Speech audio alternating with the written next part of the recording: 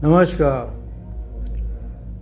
अब अमेरिका और ईरान का युद्ध तो ज़बरदस्त चल ही रहा है, लेकिन इस कारण से दुनिया भर के शेयर मार्केट और जो तेल की कीमतें हैं, सोने की कीमतें हैं, चांदी की कीमतें हैं, उनमें बहुत तेज़ी के साथ परिवर्तन आ रहा है। भारत के शेयर मार्केट की तो ऐसी तैसी हुई पड़ी है, क्योंकि भारत के निवेशकों को और कंपनियों को मालूम है कि अगर तेल की किल्लत आने लगी तो महंगाई और अर्थव्यवस्था पर जो चोट पड़ने वाली है वो बहुत ज़्यादा है, उसकी रिकवरी होना मुश्किल हो जाएगा।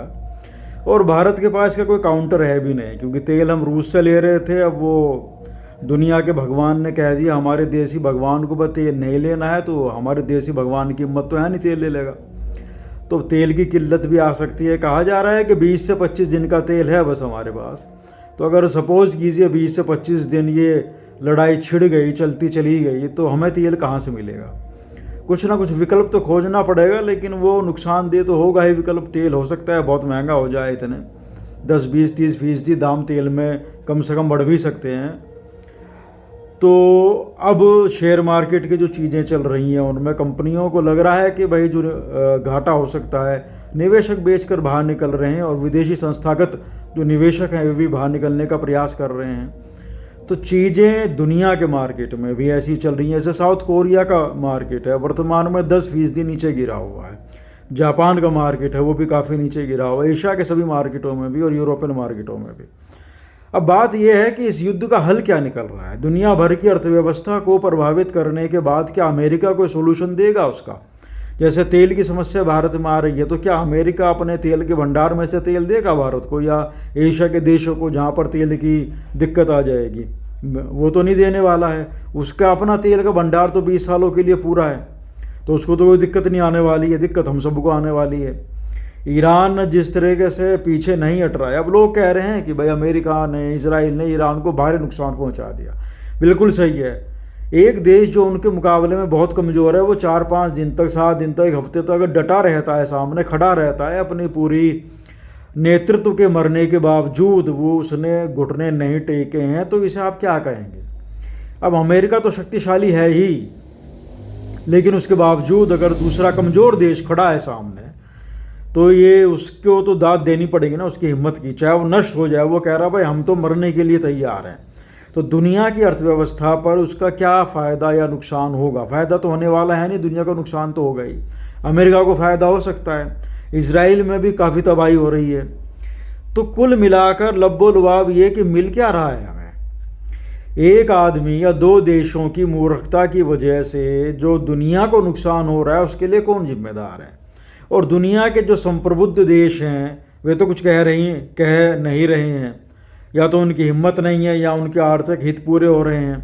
भारत के तो खैर औकात कुछ नहीं है, लेकिन जो दुनिया के दूसरे शक्तिशाली देश, अब चाइना ने अभी कहा है कि वो ईरान के साथ खड़ा है, कल को रूस ने भी कह दिया खड़ा है, और मान लीजिए इन दोनों देशों ने ईरान को सैन्य सहायता देनी शुरू कर दी, तो फिर अमेरिका क्या करेगा? क्या अमेरिका ईरान पर परमाणु बम फेंक देगा? हो सकता है फेंक दे, क्योंकि बंदर के हाथ में उस्तरा लगा हुआ है तो वो मार सकता है।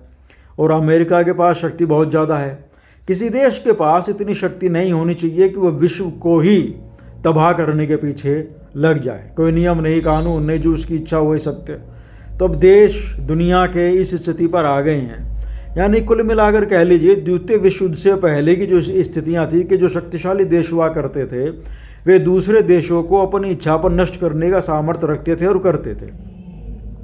भारत ने बड़ी मुश्किलों से अपने समय के सर्वशक्तिशाली देश ब्रिटेन से आज़ादी पाई थी, और बहुत शोषण और बहुत दमन और बहुत अपने नागरिकों के हत्याएं, अकाल सब देखने के बाद क्या दुनिया उस तरफ दोबारा चल रही है? क्या फिर अगर यही चल रहा है तो ईरान परमाणु अपने देश, अपने परमाणु शक्ति बनाने के लिए क्या उसको छूट नहीं होनी चाहिए? अपने देश की रक्षा करने का क्या उसको अधिकार नहीं है? क्या केवल अमेरिका के समर्थित देशों को ही परमाणु शक्ति रखने का अधिकार है? तो देश और दुनिया जिस स्थितियों में चल रहे हैं वो बहुत खतरनाक होती जा रही है। अब भारत के संदर्भ में तो खैर कुछ कहा नहीं जा सकता है। भारत की विदेश नीति अब सब जानते हैं दुनिया में कि अमेरिका से चलती है, तो वहाँ कुछ हम कह नहीं सकते। हमें तो अपनी आर्थिक स्थिति को देखना है। पहले से ही भारत की आर्थिक स्थिति को अच्छी नहीं चल रही है। अगर हम मीडिया को एक साइड में रख दें तो मीडिया जिस तरह से चीज़ों को दिखाता है वास्तव में वे तो हैं नहीं है, तो असलियत तो कुछ और है, सब जानते हैं। और भारत का शेयर मार्केट जिस तरीके से संभाला गया है पिछले बहुत समय से, क्या वो सदा के लिए इसी तरह संभलता रहेगा? और अगर तेल में किल्लत होने लगी तो आम जनता का कारोबार, आना जाना, सब चीज़ें बहुत बुरी तरह प्रभावित होंगी। तो उसके को संभालने के लिए भारत ने क्या चीज़ें की हैं? भारत की सरकार ने अभी तक इस चीज़ को एड्रेस करने के लिए कोई बाकायदा पब्लिकली कोई घोषणा नहीं की है। मान लीजिए 2 हफ्ते 3 हफ्ते अगर यूँ चल जाता है, तब तेल को आप कैसे संभालेंगे?